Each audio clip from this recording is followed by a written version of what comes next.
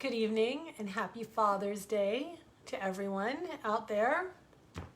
There are some amazing dads that I know. Wish I could shout out every single one of you. If I shout out one, I'm going to have to shout them all out so you knew who you are. Yes, you do. But more important than that, your kids know. Your wives know, your friends know, your neighbors know. We know who you are. I do want to say in memoriam to a friend of mine who was like the dad I didn't have, Ed Flormont, who passed away last year, was the dad I never had. So Ed, wherever you are, up or down, saying a big shout out to you. So I'm going to read these two stories tonight. And like I say every night, these are stories that are kind of in the rotation. And when it gets to be Father's Day, I should read the columns that I wrote about Father's Day, which is like going to be like ripping off the world's biggest Band-Aid. And a friend of mine said, why are you going to do that? Don't do that. And I thought, well, no, got to be brave. Got to be brave. You can do these things. But in memory of Ed read these two stories when they came out, and they were from 2012. Both of them were 2012, October and June of 2012. And when he read them, he was on Long Beach Island, New Jersey, and he called me up right away. And he said, big New York, he said, kid, I got to hand it to you, because if somebody were to hand you the key to a room and you were to open it up and find that it was filled from floor to ceiling with shite, you would be like, oh goody, because you'd be looking for the pony that made it. So these two stories are the living embodiment of me looking for the pony. And so here we go. First one is Lance Armstrong.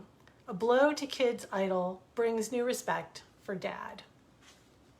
Today, my four sons lost their hero, Lance Armstrong, when the International Cycling Union agreed with U.S. authorities on the charges he was both a doper and a pusher, stripping him of all 7 Tour de France titles.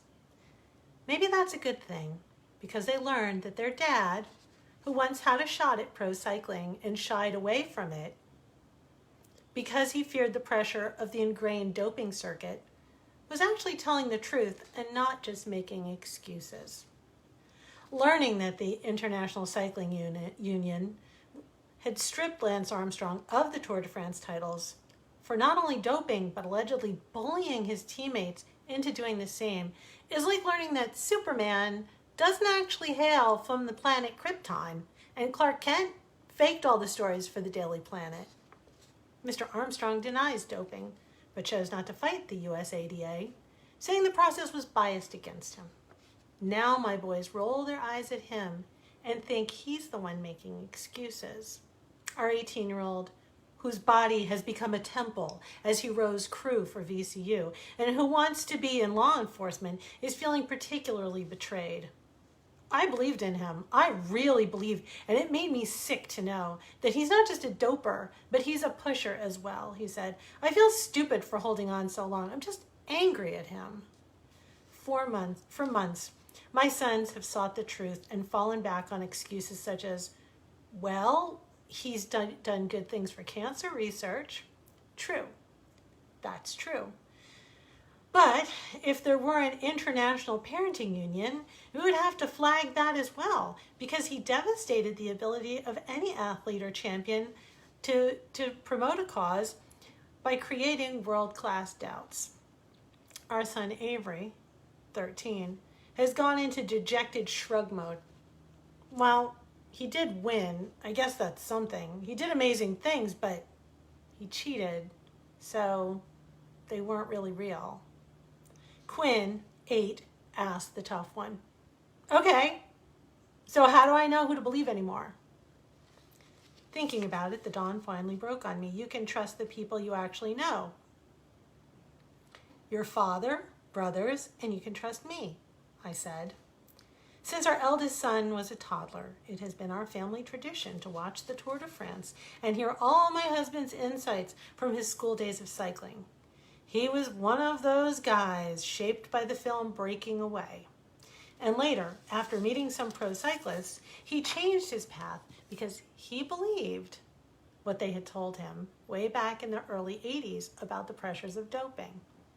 Our kids have heard 100 tellings of how he wanted to be a pro cyclist, quote, but I knew I could never live that kind of a lie. Up until now, the boys had rolled their eyes and thought their dad was just trying to rationalize his failing. He still cycles daily.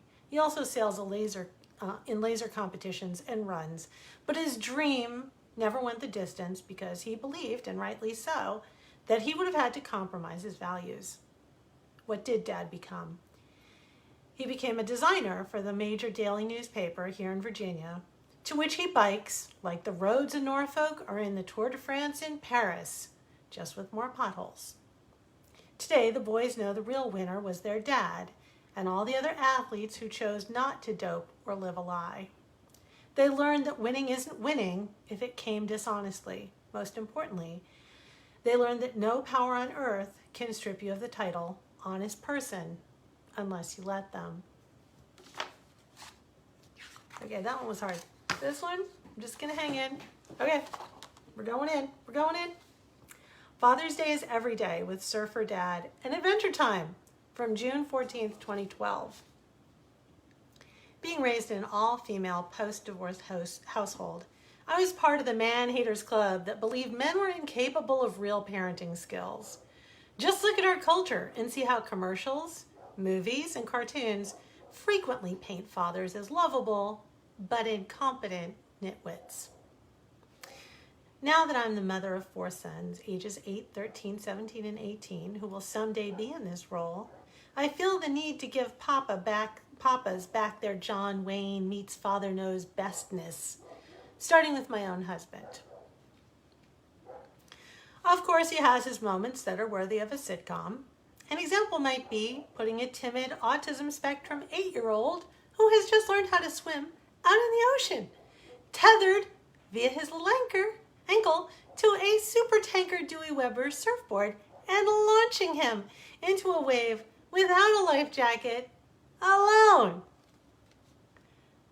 I didn't learn this story all at once, mind you, but in jubilant pieces from the child when he jetted in the front door and began to disrobe in his sandy trail and tail.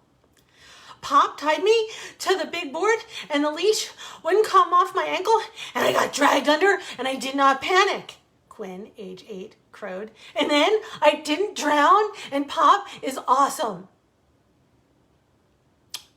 In my entire vocabulary, the word awesome was not even a distant competitor for the space following the words Pop is at that moment. My top picks were bonkers and doomed. Yet, who could argue with the glow of accomplishment on our youngest son's face? He was empowered. He was stoked. He was trailing sand all over my floors because his father doesn't believe in towels, snacks, chairs, or umbrellas at the beach. My husband packs for the day at the beach by checking to see if he has surf wax. Awesome, I said to my son. So you had a good time. To which he answered the same exact pronouncement he always made each and every time my spouse had taken the boys on an adventure. It was the best day ever! However, the boys never ever want to go on a Pop outing. They dimly recall the fear, pain, small injuries, and emotional trauma associated with Adventure Time. My husband is always forced to bluster and insist until they capitulate. He laments this, groaning what all fathers groan at such times. I failed them! Where did I go wrong? Somehow they always come back in exultation, having mastered something new, and we can only assume death-defying. Then it's always awesome! I think this is akin to the way that women forget the pain of childbirth and go ahead and have several more anyway, as I did. Boys would never grow into men if they had to have that nagging feeling that the adventures with Papa were going to be dicey, but worth the X factor in exchange for bragging rights. I often stumble upon a whispered conversation, smothered laughter among the boys that includes the words, "Remember that time Pop made us?" My still boyishly handsome 48-year-old husband with his too long to be professional adult blonde hair sail small, terrifying boats in races, come rain, shine, darkness, or leakage. We lived aboard a sailboat with our first two sons and sailed from New Jersey to the Gulf Coast of Florida and lived like hippies for 5 years. He rushes out to surf with dolphins that I think are sharks. When there's a hurricane, he walks the boys to the river's edge to see the gleam off the teeth of the storm. He hikes, bikes, and is the front page designer for the daily newspaper, which I see as the most life-threatening of his passions. He and our 4 sons have a love-hate relationship over these outings and yard chores, as is common among strong male personalities, all under one roof. While I razz his methods and their apparent madness, I admit that they're worth every drop of sweat wrung from me over these past 18 years. My own parents divorced when I was 10. My brother was 5. My brother was raised in a loving home full of attentive females. My mother commuted to New York from New Jersey. At home, my grandmother, great-grandmother, and I all raised my little brother like a flock of nervous hens. Last week, my brother was in jail for the second time. He went to jail for allegedly beating my 81-year-old mother. That isn't because of anything my mother or women did wrong or failed to do. It's what my father did and didn't do that manifested this. It is the example he set. My father taught that women were worthless but worth hitting in times of frustration. My husband teaches our sons, go help your mother. Don't speak to your mother in that tone. She's my girlfriend. My boys would protect me like lion kings, and I have my husband to thank for setting them on that path to being good men. While I realize that could sound like an indictment of single mothers in this world, the truth is that it's an endorsement of good fatherhood. It's a standing ovation for fathers who take time to teach their kids to play chess, an instrument, or do homework. It's a trophy for dads who spend time with their little girls doing all those same things and teaching them that girls can do anything. It's the raw genius of letting kids get wet and muddy doing things that make this mom pale. As I buy more sunscreen, bandages, towels, and once again remind my spouse to take his cell phone to check in with me, I know in my heart that all the worry means I can relax. The boys are in good hands with their pop, because he's one of those men who knows that Father's Day is every day. So, backstory. Quinn, who was 8 in the story but is now 16, insisted that I also tell the rest of the story to the surfing story. So he reminded me that surf trip, the one after when Quinn went out on his own with Pop, the very next surf trip when I insisted on going with them, my ex-husband got off this Dewey Weber super tanker board. Look it up. They're just massive. They weigh a ton. And he had Quinn on the board and was trying to teach him to tandem surf with him. And he got off the board and he wasn't looking, and he did what they call shooting the board, where you put your foot on the board and you kick the board forward so that it goes up to the shore, and he didn't look to see that I was there taking a video right in front of him. And it hit me across both shins, and I wound up in the emergency room that night. So his parenting tactics, the boys survived them, but I rarely did. So Quinn wanted that shout out there. So that is my Father's Day gift to the world. And I appreciate every single one of you who spent the time and spends the time with your kids, doing it right, taking care of them, teaching them, being there for them, especially single dads. A huge shout out to my friend Quest Parker, who is one of the best single dads I've ever met, and my new friend Jay.